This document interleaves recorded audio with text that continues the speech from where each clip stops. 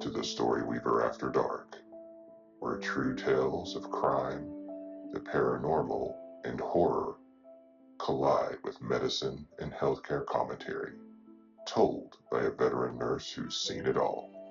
I'm your host, Weaver, a licensed nurse with nearly 20 years of experience working in critical care. Today we're going to explore the sad but horrifying tale of Nurse Charles Cullen, one of the most prolific serial killers in U.S. history. Charles Cullen's early life was marred with sadness and pain. He was the ninth and final child born to the Cullen family in West Orange, New Jersey, in 1960. Cullen described his early years as miserable, being subjected to constant bullying from classmates and his older sister's boyfriends. His mental health at the time suffered greatly, and he attempted multiple times. The first attempt at only 9 years old by drinking chemicals from a toy chemistry set he had received for Christmas. At 18, he lost his mother to a car accident, which was another devastating blow to his mental health, calling it devastating while holding a grudge against the hospital she had been treated at due to them not informing the family of her death and cremating her body instead of returning it to the family. This would be the beginning of the roots of evil that drove him to unspeakable acts. Cullen's next chapter in his life was enlistment in the Navy after high school graduation. Even with the red flags of mental health crises waving high in the air, he managed to pass the mental health evaluation and was assigned to serve on the USS Woodrow Wilson. Cullen did not fit in with his fellow naval officers and was subject to ridicule and hazing while serving. His job was being a member of the team that operates the ship's missiles. One day during his work hours, he was found seated at the missile's controls wearing nurse's scrubs, surgical gloves, and a surgical mask instead of his regulation work uniform. Ominous foreshadowing of things to come later. As a result, he was reassigned to another less stressful job on the ship, but due to his mental health issues attempted again. Due to his mental state, Cullen was committed to the Naval Psychiatric Ward several times before being medically discharged in 1984. This would lead him to nursing school. To his classmates at his nursing school in Montclair, New Jersey, Charles Cullen seemed to be an exemplary, completely normal student and was rewarded by being voted class president. However, beneath the facade of normalcy lay a disturbed individual with a penchant for murder. After graduation in 1987, Cullen immediately took a job working at a burn unit in Livingston, New Jersey. Seemingly a dedicated nurse and an angel of mercy, Cullen hid a dark side. During the same year of his graduation, Cullen married Adrienne Baum. They had 2 children together. Unbeknownst to hospital colleagues, strange and violent behaviors had crept to the surface at home, aimed at his wife and children. The violent behaviors had begun with the family dogs and progressed to the humans of the family.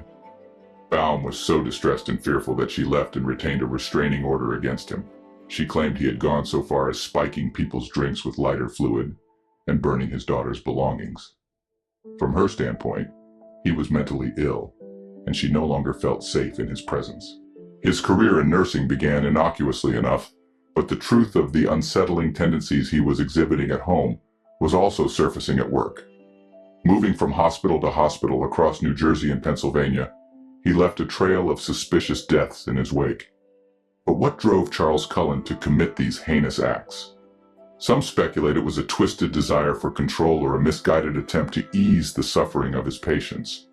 Regardless of his motives, the result was always the same: lives lost at the hands of a man sworn to protect them. One of the most chilling aspects of Cullen's crimes was his ability to evade suspicion for so long. Cullen wasn't arrested until 2003. He admitted to authorities his first victim was in 1988 at his first job, where he deliberately administered a lethal dose of an unspecified medicine.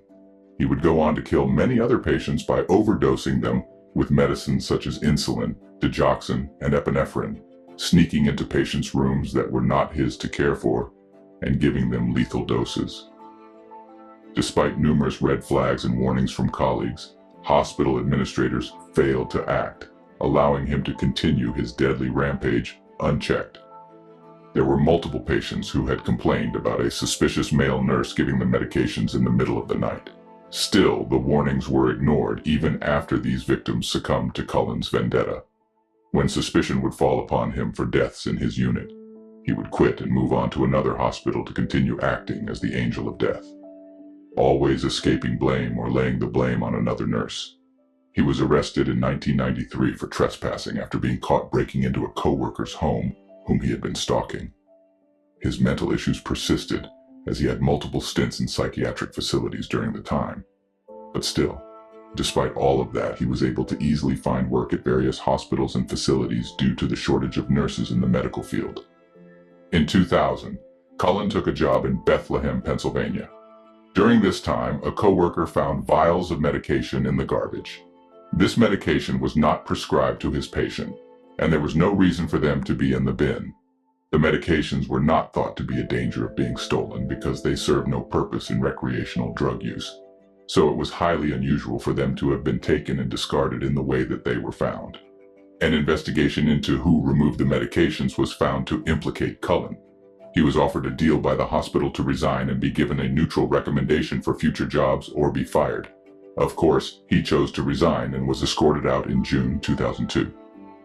7 co-workers at the facility decided to bravely band together to report him to authorities for suspicion of using medications to murder patients. The investigators did not look into his past employment and dropped the case due to lack of evidence. After being escorted out of his last job, Cullen found employment at a critical care unit in Somerset, New Jersey. Cullen, emboldened by his ability to murder patients and get away with it, continued his evil ways. At this time, technology and a co-worker that he became friendly with would become his downfall. By this time, in 2003, technology had started to be implemented in most hospitals to keep track of medications being dispensed to nurses, for what patients they were taken out for, and if the patient had been prescribed the medication. Medication requests were also being performed electronically. The hospital noticed Cullen was taking medications out of the drug cabinets not prescribed for his patients and sending requests to the pharmacy for medicines not prescribed to his patients. Most of these orders were immediately being canceled, which alerted those keeping track of suspicious activity within the hospital. The New Jersey Poison Information and Education System had been informed that at least 4 overdoses at the hospital Cullen worked were tied to employee activities. Unfortunately, there would be 5 more victims of Cullen's murderous intentions before he would be stopped. Cullen's final victim would be a patient who would die from low blood sugar, which resulted in the hospital reporting him to the police. He had almost been caught previously when the same thing happened to another patient a few months before, but it had not been reported to authorities only because the patient had survived. Authorities began to investigate his long history of employment. The authorities recruited a true hero to bring down the angel of death, another nurse named Amy Loughran. She was friendly with Cullen, but had alerted authorities when she found his links to patients' deaths suspicious. Authorities had kept Cullen under surveillance for weeks when Loughran volunteered to speak to Cullen with a wire to help prove his guilt. Finally, on December 12, 2003, after an exhaustive investigation spanning several years of Cullen's nursing career and multiple jurisdictions, Charles Cullen was finally arrested. His confession sent shockwaves through the medical community and left a legacy of fear and distrust in his wake. He was found to have 29 confirmed victims, with several hundred more suspected and 6 more attempts. He agreed to cooperate with authorities in exchange for being spared the death penalty. He was ultimately found guilty and sentenced to 24 consecutive life sentences total. He's currently in prison, and as part of his plea deal has been working with authorities to try to identify additional victims during his time as the real angel of death. In the end, Charles Cullen will spend the rest of his days behind bars. Why did he do it, you're probably asking yourself.